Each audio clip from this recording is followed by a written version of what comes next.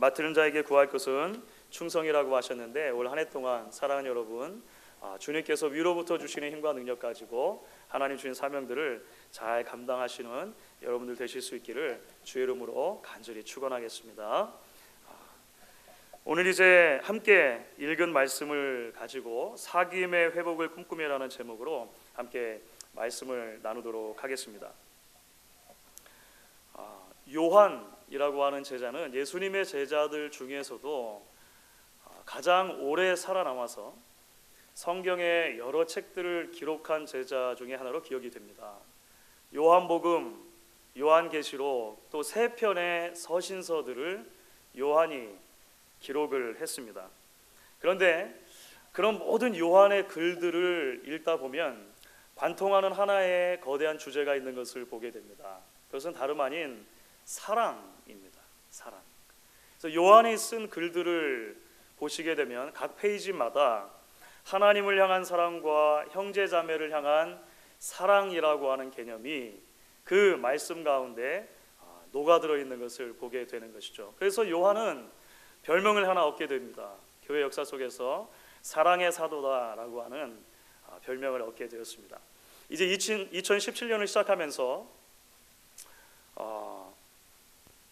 이 사랑의 사도가 기록한 서신서 중에 첫 번째 서신이 되는 요한 1서를 우리가 앞으로 계속 묵상하려고 생각을 합니다. 요한 1서는 사도 요한이 반모섬에 유배를 가서 요한 계시록을 기록했을 때보다도 더 후대에 기록된 것으로 그렇게 알려집니다.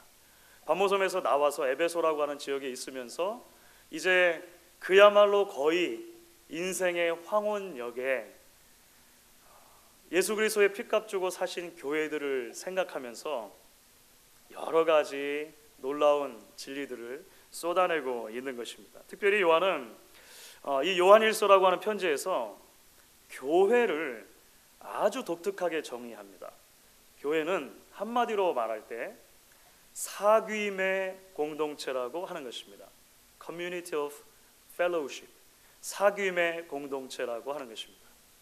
여기서 사귐이라고 사도 요한이 사용된 단어는 헬라어에서 우리가 몇 개 알고 있는 단어 중에 코이노니아라고 하는 단어입니다. 코이노니아. 단순한 교제보다 조금 더 번역이 잘 된 것 같아요. 사귐하면 훨씬 더 친밀한 느낌이 있지 않습니까? 그래서 사도 요한은 교회를 사귐의 공동체다 이렇게 정의하는 것이죠. 사랑하는 여러분, 우리가 지난해 2016년도에는 교회 창립 30주년을 맞으면서 전적으로 예수를 따르는 제자 공동체다라고 하는 교회의 장기적인 비전을 함께 나누었습니다. 여러분 기억이 나실 것입니다. 제가 장기적이라고 말씀드리는 것은 적어도 두 가지 의미가 있습니다. 그것은 단기간에 이루어질 수 없다는 의미가 하나 포함되어 있고요. 또 하나는 그렇기 때문에 계속해서 오랜 기간을 두고 함께 노력해야 하는 부분이다라고 하는 것도 포함되어져 있습니다. 그래서 저는 2017년도 한 해는 이 비전을 붙들고 저희 교회가 좀 더 이제 내실을 다질 수 있는 한 해가 될 수 있기를 소망하고 꿈꿉니다. 크고 굵직한 행사들이 아니더라도 성도들이 매일의 삶의 자리와 섬김의 자리에서 예수님을 닮은 제자들로 신실하게 세워질 수 있도록 신앙의 내실을 다지고 우리의 믿음의 내공을 단련할 수 있는 그런 한 해 기대하고 꿈꾸는 것이죠. 그런 면에서 볼 때 이 사귐의 공동체, 교회를 사귐의 공동체로 정의하는 것이 대단히 중요하고 우리 모두에게 이 사귐의 회복을 기대하는 것이 대단히 중요하다 생각을 하게 되었습니다. 이제 오늘 아침 저희가 이 요한 1서의 말씀을 통해서 그래서 우리가 기대해야 할, 우리가 한 해 동안 마음에 품고 함께 생각해야 할 이 사귐의 회복이란 무엇인가에 대해서 잠시 함께 말씀을 나누려고 합니다. 앞으로 우리가 계속 나누게 될 요한 1서 전체 강해의 서론의 역할을 오늘 말씀이 하게 될 것 같습니다. 여러분 짐작을 하시겠습니다만 사귐의 회복이라고 할 때 이 사귐은 양방향의 특성을 가지고 있습니다. 무슨 말씀이냐면 위로는 하나님과의 관계, 하나님과의 사귐의 회복이고, 아래로는 형제 자매들과의 관계, 형제 자매들과의 사귐의 회복이라고 하는 것이죠.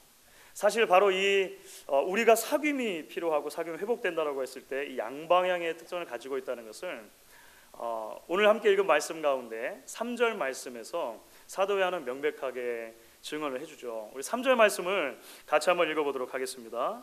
우리가 듣고 보고 본 바를 너희에게 전함은 너희로 우리와 사귐이 있게 하려니 우리의 사귐은 아버지와 그의 아들 예수 그리스도와 더불어 누리는 것이라. 서로 뗄 수 없을 만큼 이렇게 같이 묶여져 있는데요, 이 안에 두 방향의 사귐에 대한 지적이 있다는 것입니다. 사랑하는 여러분, 무엇보다도 먼저 우리는 예수님을 통해 아버지 하나님과 친밀한 사귐을 회복하는 공동체가 될 필요가 있습니다. 우리 올 한 해 동안 이것을 좀 마음에 품고 같이 기억할 수 있으면 좋겠어요. 하나님과의 사귐이 전제되지 않는다면 교회는 이 세상의 친목단체와 구분되지 않을 것입니다. 하나님과의 사귐이 지속되지 않는다면 교회는 계모임이나 동창회 모임이나 동문회 모임, 동호회 모임들과 별로 다르지 않은 하나의 단체로 전락하게 될 것이라는 거예요. 사실 교회를 생각할 때 교회는 애초에 하나님께서 예수님 안에서 죄인인 저와 여러분들에게 다가와 주시고 사귐을 회복해 주심으로 태어난 공동체라고 할 수 있습니다. 그런데 생각해 보면 이게 참 놀랍습니다. 왜냐하면요, 사실 어떻게 죄인인 우리와 거룩하신 하나님 사이에 감히 사귐이라고 하는 단어를 떠올릴 수가 있겠습니까?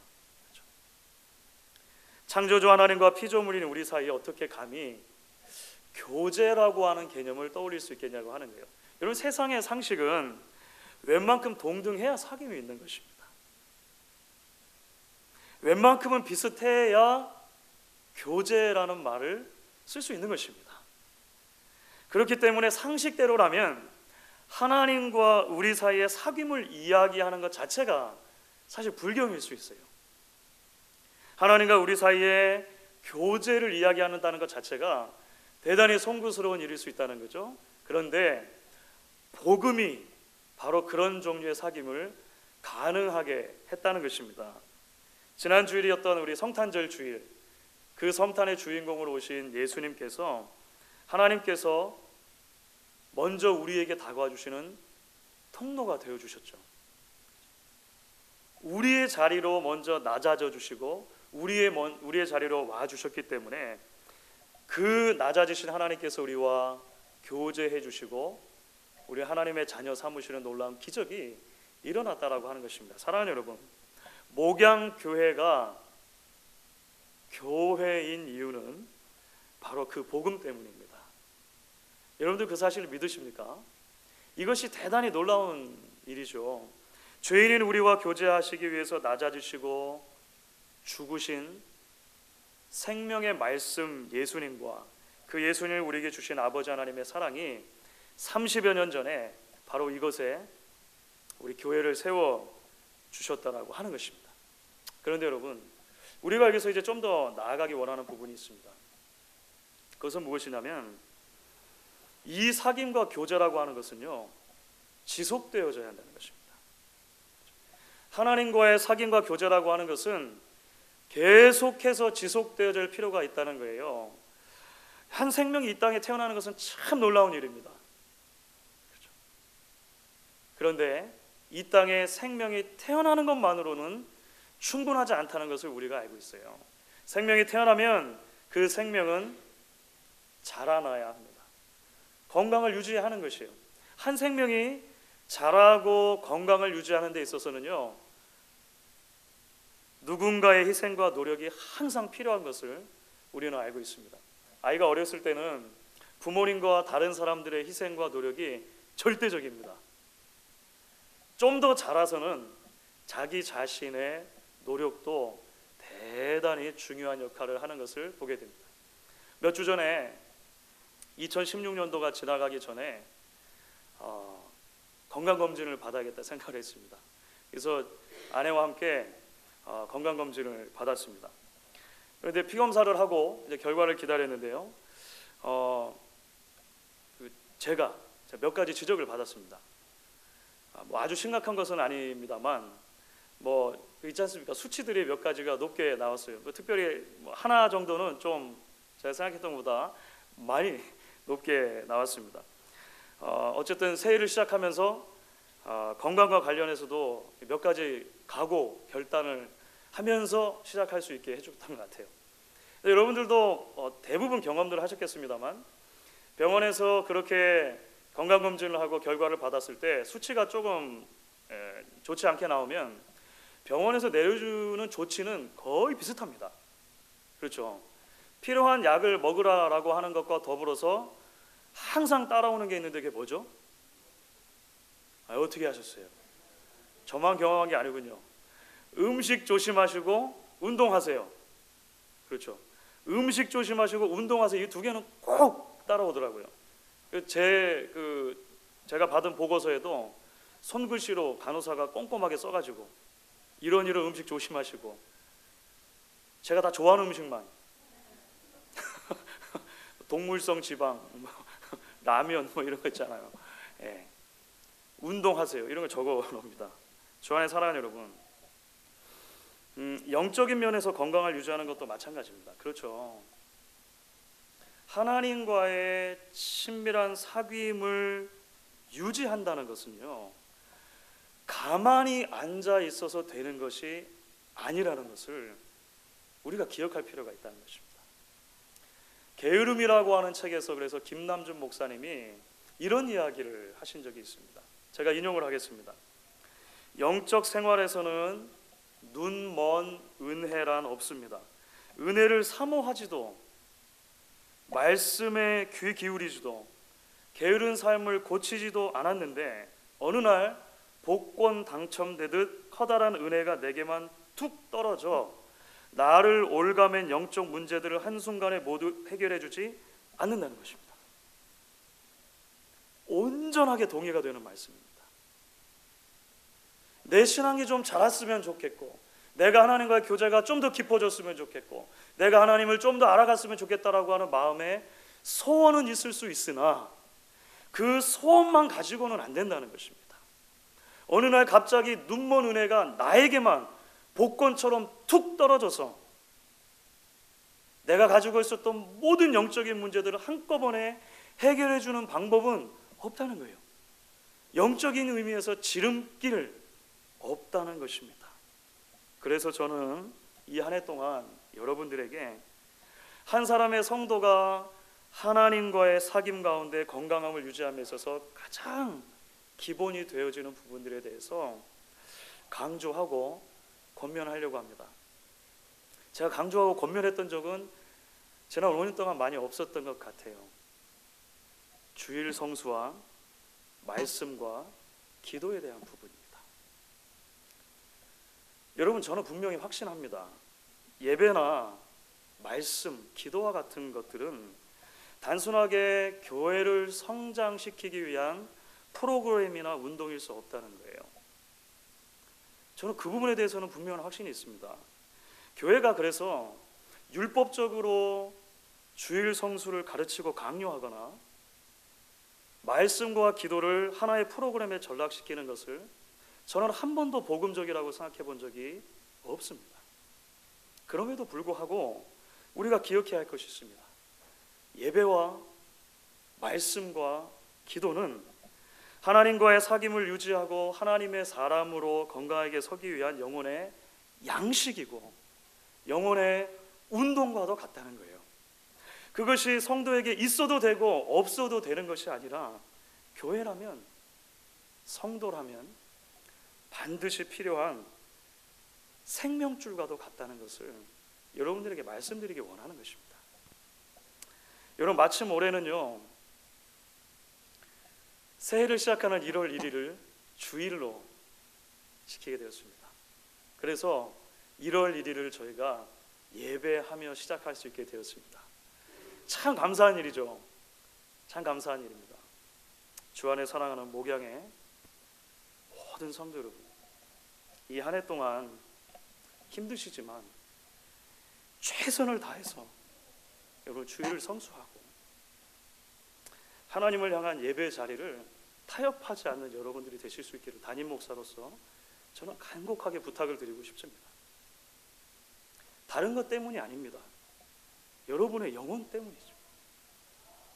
여러분의 영혼의 건강이 거기에 달려있기 때문입니다.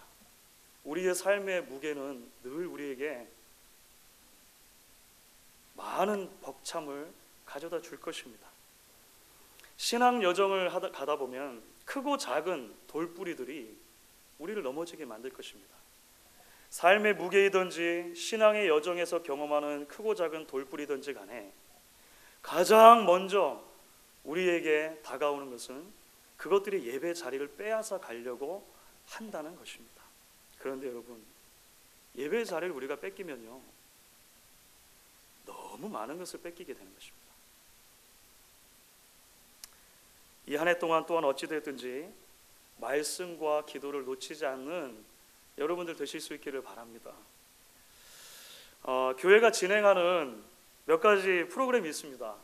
온 교인 큐티나 또 이런저런 기도의 모임, 기도의 자리들이 있습니다. 저는 그것을 여러분들이 하나님과의 친밀한 사귐의 자리로 나아가는 것을 돕는 방편들이라고 생각합니다. 그것 자체가 절대적인 것도 아니고 그것 자체를 우상시할 필요도 없다라고 저는 분명히 생각해요. 하지만 교회가 제공해드리는 그러한 방편들이 신앙의 건강을 유지하기 위한 최소한의 보조 장치들이라고 저는 믿습니다. 많은 경우에 하루에 한 번 큐티집을 꺼내서 잠시 그날의 본문을 읽는 것도 벅찬 것이 우리의 이민 생활이라고 하는 것을 잘 알고 있습니다. 하루에 단 10분을 따로 떼어서 우리가 하나님 앞에 기도하는 것, 사실 굉장히 힘든, 바로 그것이 우리 미국 생활이라는 것도 알고 있습니다. 하지만 사랑하는 여러분, 2017년을 시작하는 이 첫 주일, 저는 여러분이 저와 함께 결단해 주실 수 있기를 바라요. 하루 끼니 때마다 밥을 먹어야 우리의 생명이 유지될 수 있는 것처럼 하나님의 말씀을 먹고 기도로 호흡하지 않고 내 영혼의 건강이 유지될 수 없다고 믿어주시기를 부탁을 드리는 것입니다. 어찌되었든지 간에 그래서 힘들지만 대단한 부담이 우리에게 있지만 예배의 자리와 말씀과 기도의 자리를 지켜가겠노라고 오늘 이 아침 저와 함께 하나님 앞에 결단해 주실 수 있기를 부탁드리는 것입니다. 2017년 이 한 해 하나님과의 사귐이 정말 우리 가운데 회복되어질 수 있기를 주의 이름으로 간절히 축복드리겠습니다. 두 번째로 이제 우리가 회복해야 될 사귐이 있습니다. 그것은 형제자매들과의 사귐이죠. 그렇죠? 위로 하나님과의 사귐과 더불어서 교회는 본질적으로 성도들과의 사귐 위에 세워진 공동체이기 때문에 그렇습니다. 사실 우리는 지난 몇 년간 성경의 그 여러 본문들을 통해서 여러 각도에서 이 성도의 교제라고 하는 주제를 다뤄왔습니다. 아마 대단히 많은 이 경우에 이야기들을 여러분과 함께 나눴던 것 같아요. 그리고 앞으로 요한일서 연속 설교를 통해서 이 성도들 사이의 사랑의 교제 또 사랑의 사귐과 관련한 여러 구체적인 이야기들을 이제 우리 올 한 해 전반부에 나누게 될 것입니다. 다만 저는 오늘 이 시간에 이 한 해 동안 우리 교회가 이 형제 자매의 사귐이라고 하는 주제와 관련해서 기억하고 힘쓰기 원하는 부분들을 잠시 나눌 수 있으면 좋겠다 생각을 합니다. 그것은 하나는 다름에 대한 인식의 전환이고 또 하나는 세대에 대한 우리 제너레이션이죠. 세대에 대한 관심의 증대의 차원에서 이 아침에 잠깐 이야기를 하려고 합니다. 여러분 먼저 우리는요 한 신앙의 공동체 안에서 진정한 지체들 안에 사귐이 있기 위해서는 성도들이 서로가 가진 다양함, 서로가 가진 다름을 조금 더 긍정적으로 바라볼 필요가 있다. 라고 생각을 합니다. 저는 그것이 성경의 가르침이라고 생각해요. 최근에 세계의 정치인들 가운데 주목을 받는 한 사람이 있습니다. 바로 2015년 11월에 캐나다의 새로운 총리로 취임을 한 주스틴 트루도라고 하는 사람입니다. 이렇게 생긴 사람이에요. 이 사람이 캐나다의 총리입니다. 총리. 젊어 보이시죠? 실제로 젊습니다. 71년생으로 43살의 나이에 한 나라의 총리가 되었어요. 저보다 한 살 많더라고요. 한 나라의 총리가 되었습니다.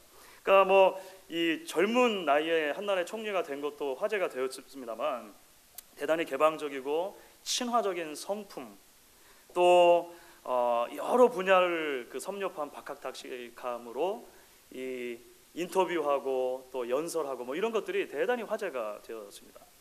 이 주스탱이라고 하는 총리가 작년, 이제 우리가 벌써 작년이라고 얘기를 하는 것이 좀 쑥스러운데요, 2016년 9월 달에 유엔에서 총회가 열렸을 때 유엔 총회에서 캐나다 대표로 연설을 했습니다.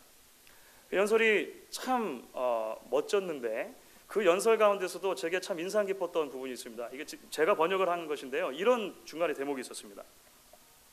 우리 카나다에서는 다양성을 약함의 근원이 아닌 강함의 근원으로 봅니다. 우리나라는 국민들이 가진 차이점들에도 불구하고 강한 것이 아니라 바로 그 차이점들 때문에 강한 것입니다. We are strong not instead of, in spite of our differences, but because of the differences. 우리나라도 많은 실수를 저질렀습니다. 하지만 우리는 그런 실수들로부터 여러 가지를 배웠고 지금은 더 많은 다양성을 포용할 수 있는 나라가 되었습니다. 성경이 신앙의 공동체에 대해서 말할 때 그 다양함을 어떻게 받아들여야 하는가를 생각하면 사실은 이 총리가 말한 것과 대단히 비슷한 결론에 우리는 도달하게 됩니다. 성경에 말하는 신앙 공동체의 사귐이라고 하는 것은요, 다양함에도 불구하고 다름에도 불구하고 무엇인가를 하나로 획일적으로 만들어서 사귐이 되는 게 아니라는 것입니다. 오히려 그 다양함 때문에 강함을 가질 수 있다라고 성경은 이야기를 해요. 여러분, 초대교회가 바로 그러지 않았습니까? 초대교회는요, 사실요, 차마 함께 사귐을 논할 수조차도 없는 다양한 사람들이 함께 모여 신앙의 공동체를 이루었습니다. 그런데 그 다양함은 교회를 약하게 만든 것이 아니라 오히려 복음이 폭발적으로 퍼져나갈 수 있는 원동력을 제공해 주었습니다. 베드로, 야고보, 요한 같은 예루살렘 교회의 기둥 같은 지도자들이 중심을 잡아 주었습니다. 바울과 같은 유능한 이중 국적자들이 복음을 수많은 것으로 번져나갈 수 있도록 기여했습니다. 누가와 같은 의사 엘리트가 바울을 조력하면서 섬세한 필치로 초대교회 역사를 기록하기도 했습니다. 루디어와 같은 유능한 여사업가 때문에 우상숭배가 횡행했던 한 지역에 교회가 세워지기도 했습니다. 그런가 하면 마가와 같은 소심한 사람, 오네시모와 같은 탈주 노예도 나름대로 신앙의 공동체에서 중요한 역할들을 감당하며 하나님의 교회를 세울 수 있었다는 것입니다. 주안의 사랑하는 여러분, 우리 안에 많은 다양함이 있습니다. 여러 차례 제가 말씀드렸던 것 같아요. 연령의 다양함, 나이의 남녀의 다양함, 자라온 배경과 삶의 궤적의 다양함, 그리고 경험한 신앙적 전통의 다양함들이 있습니다. 우리 한 사람 한 사람이 걸어온 시간의 다양함만큼이나 그 시간들이 만들어 놓은 우리들의 의견이나 생각이나 또 일처리 방식들의 다양함도 있을 것입니다. 그러나 저는 분명히 믿습니다. 우리의 다양함과 다름이 교회를 약화시키는 요인이 아니라 오히려 교회를 더 강하게 만들고 하나님의 공동체로 하여금 폭발적인 복음의 확장을 가져올 수 있는 능력의 원동력이라고 믿는 것입니다. 저는 올 한 해가 이런 변화와 이런 새로운 기대의 또 하나의 출발점이 될 수 있기를 바라는 것입니다. 여러분, 나아가서 우리는요, 이런 다양성이라는 주제와 관련해서 우리 교회 안에 존재하는 세대의 문제를 바라볼 필요가 있다 생각을 합니다. 제가 처음 미국에 왔던 20년 전에도 모든 이민 교회들은 비슷한 문제를 가지고 있었습니다.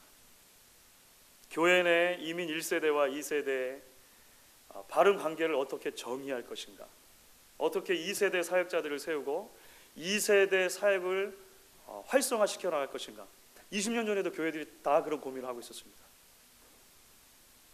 그런데 20년을 지난 이후에도 여전히 이민교회들 안에는요, 이 문제와 관련해서 그렇다 할 정답을 내리지는 못할 것 같아요. 그렇죠? 지난 시간들 동안에 여러 교회들에서 여러 세팅들 가운데 많은 다양한 방법들이 시도되었습니다. 비교적 성공한 방법들도 있고 힘든 실패를 경험하고 다시 원점으로 돌아가서 고민하는 그런 경우들도 적지 않은 것을 알고 있습니다. 아마 각 교회들이 처해진 그런 상황, 정황, 또 각 교회 구성원들이 다 다르기 때문에 그럴 수 있는 것 같아요. 하지만 우리가 적어도 함께 공유하기 원하고 함께 붙들었으면 하는 부분이 있습니다. 그것은 이민교회 안에 존재하는 다양한 세대의 존재가 그 자체로 교회를 약하게 만드는 무엇이 아니라 교회를 더 풍성하게 하고 강하게 만드는 요인이 된다는 것을 우리가 함께 믿어야 한다는 거예요. 여러분, 1세대들의 신앙 색깔과 문화가 있습니다. 굉장히 소중한 1세대들만의 신앙 색깔과 문화가 있어요. 반면에 2세대와 3세대들이 가지고 있는 나름대로의 신앙 색깔과 문화가 있습니다. 그 사이에 끼어있는 1.5세대들의 신앙 색깔과 문화도 분명히 있죠. 하지만 서로가 서로를 그저 고루한 어른 세대 혹은 아무것도 모르는 어린아이 세대로 치부하지 않고 함께 이민교회의 미래를 고민하고 일구어야 할 진정한 동력자, 형제 자매들로 생각한다면 초대교회가 그랬던 것처럼 우리가 가지고 있는 그런 온갖 종류의 다양함이 교회를 더욱 살지우고 복음의 폭발적인 확장을 가져올 수 있는 하나님의 귀한 선물로 사용될 수 있다는 것을 우리가 함께 믿고 헌신했으면 좋겠다라고 하는 것입니다. 사실 여러분, 저희 교회는 작년부터 이 세대 간의 연결을 염두에 두고 작은 발걸음 하나를 시작을 했습니다. 그것이 바로 매달 한 달에 한 번 마지막 주에 온 가족 예배로 교회의 전 세대가 모여서 드리는 예배입니다.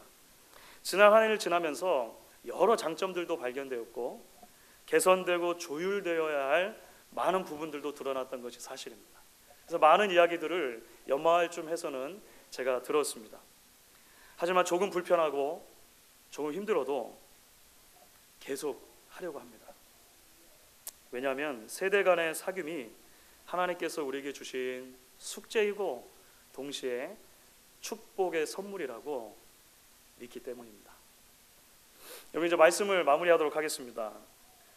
사실 오늘 우리가 이 편의상 하나님을 향한 사귐의 회복과 형제 자매들을 향한 사귐의 회복을 구분하긴 했습니다만 사도 요한이 그렇게 이야기하는 것처럼 사실 이 두 가지는 서로 뗄래야 뗄 수 없는 관계에 있는 것을 알 수 있습니다. 하나님과의 온전한 사귐이 없이 사람들과의 진정한 사귐은 불가능한 것입니다. 그렇죠?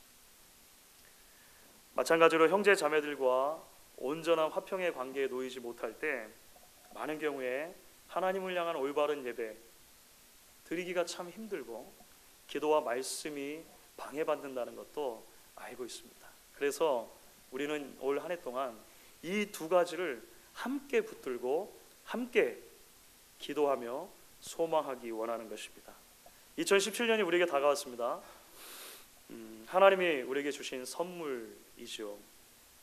이 한 해 동안 위로 그리고 아래로 온전한 사귐의 회복을 꿈꾸실 수 있는 저와 여러분 될 수 있기를 주의 이름으로 간절히 축원하겠습니다. 한번 기도하도록 하겠습니다.